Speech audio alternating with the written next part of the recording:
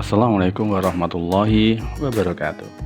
Berjumpa lagi dengan channel Kadang Sinau 27. Pada kesempatan ini kita akan bahas tentang the use of noun atau penggunaan kata benda. Kita semua tahu kan kata benda itu apa? Nah, makanya di sini kita akan semakin memahami apa itu kata benda dan bagaimana menggunakannya. Tapi sebelumnya ya, jangan lupa untuk berikan like, kemudian subscribe, dan juga komen ya bagi teman-teman agar kalian bisa selalu mengikuti perkembangan terbaru di channel kami dan agar channel kami semakin berkembang. Kita ke slide yang pertama dulu. Di sini adalah the position of noun atau posisi atau letak dari noun. Noun itu adalah kata benda ya, ingat, noun itu adalah kata benda. Bagaimana letaknya, bagaimana ya? Noun can be positioned into, jadi benda, kata benda itu bisa terletak di yang pertama sebagai subjek, kemudian sebagai objek, dan juga sebagai preposition atau preposisi. Jadi ya itu tadi ya, kata benda atau noun itu bisa terletak sebagai subjek ataupun sebagai objek ataupun sebagai preposisi, tergantung bagaimana penggunaannya. Jelas ya, jadi posisinya bisa tiga itu. Bisa sebagai subjek, bisa sebagai objek, dan juga bisa sebagai preposisi. Kemudian noun can be formed as, jadi noun kata benda ini dia bisa berbentuk sebagai satu, the name of person atau nama orang. Jadi ketika kita memberikan nama orang itu adalah benda, kata benda. Ingat ya, nama orang itu termasuk sebagai kata benda. Contohnya apa? Yang pertama adalah Joko Widodo ya, Joko Widodo. Kemudian yang kedua Cristiano Ronaldo, atau juga bisa misalnya Fitri Herawati. Ingat, fungsi yang utama dari kata benda adalah dia sebagai nama dari orang. Contoh kalimatnya adalah Joko Widodo is the president of Indonesia. Ini yang merah ini sebagai nounnya. Joko Widodo adalah presiden Indonesia. Kalimat yang kedua misalnya Cristiano Ronaldo is a football player. Cristiano Ronaldo itu adalah seorang pemain sepak bola. Dan contohnya yang ketiga adalah my best friend is Fitri Herawati. Teman baik saya adalah Fitri Herawati. Jadi ya, ingat-ingat, fungsi yang pertama dari kata benda dia adalah sebagai nama orang. Jadi kalau nama orang itu termasuk jenis dari kata benda. Kemudian fungsi yang kedua, the name of place. Noun itu dia juga bisa berupa nama dari suatu tempat. Tempat di sini dia bisa misalnya sebagai countries, negara, cities, kota, island, itu adalah pulau, beach, pantai, ocean, samudra, dan sebagainya. Ya. Jadi nama dari tempat itu adalah dia sebagai kata benda. Misalnya yang pertama adalah Indonesia, ini adalah negara, country. Kemudian ada juga misalnya Paris. Paris adalah suatu kota, Prancis kota ya, kota di Prancis namanya adalah Paris. Kemudian Sumatera adalah pulau Sumatera, inilah pulau, island ya.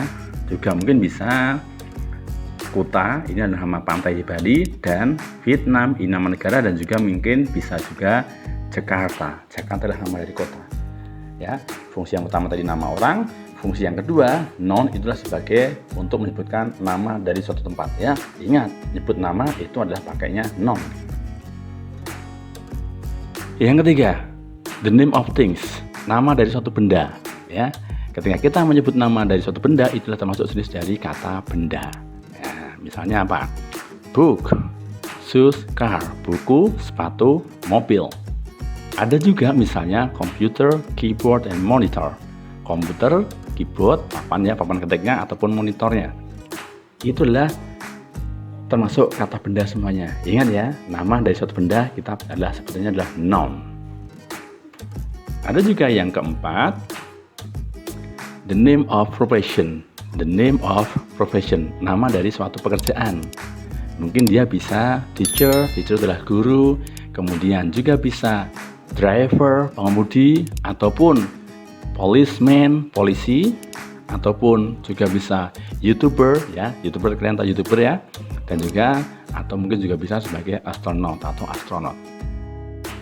Ya, jadi kalau nama dari profesi itu adalah termasuk noun ya. Yang utama nama orang, yang kedua nama tempat, Yang ketiga nama benda, dan yang keempat adalah nama dari profesi atau pekerjaan. Tadi ada teacher, driver, policeman, youtuber, astronaut, ada lagi mungkin ya, mungkin seorang gitaris, gitar itu, drummer, dan sebagainya. Itulah termasuk dari noun semuanya.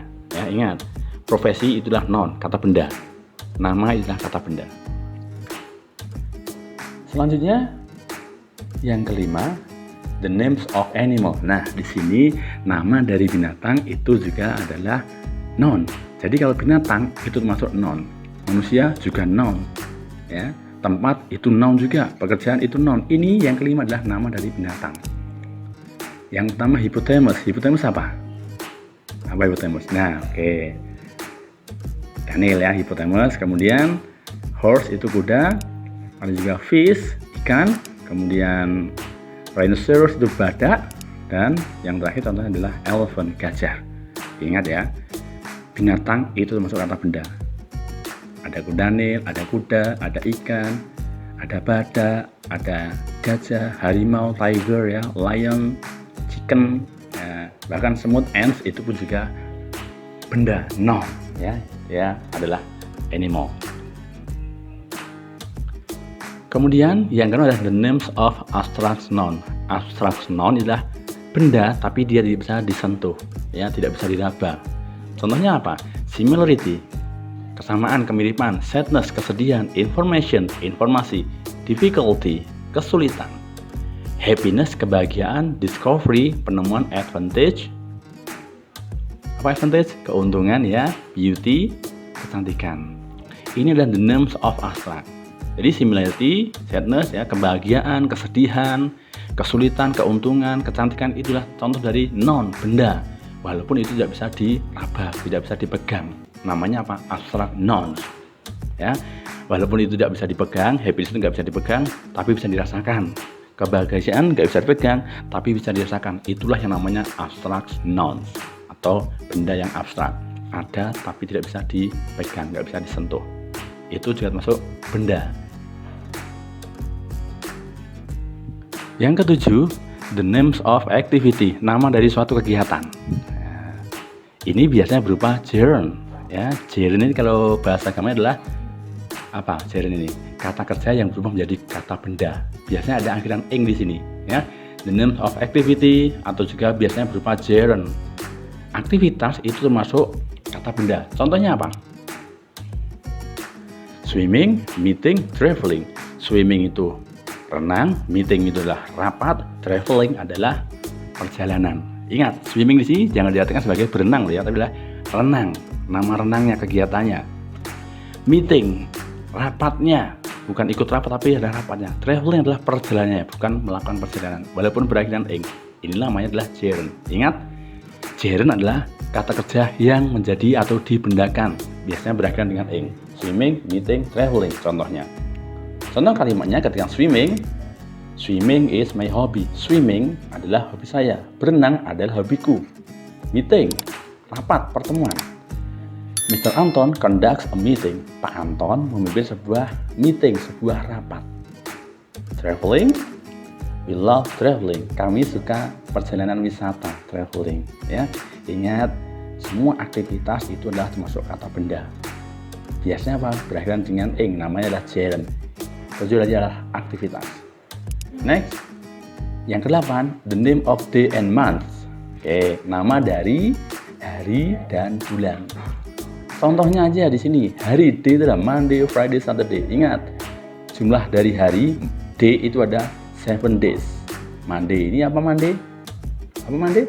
Senin, Friday, Jumat, Saturday, Sabtu. Sedangkan month, bulan itu ada 12, tapi contohnya apa? January, March, December. Januari, Maret, Desember. Ya, hari dan bulan itu termasuk kata benda. Okay. Next,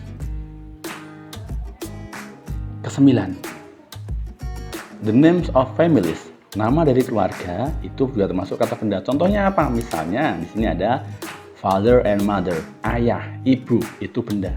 Ada lagi misalnya son and daughter, anak laki-laki, anak perempuan, son dan laki-laki ya. Ada juga misalnya uncle and auntie, uncle itu paman, auntie bibi, pasangan mereka. Ya. Kemudian Ada juga contoh lagi di sini, grandfather and grandmother.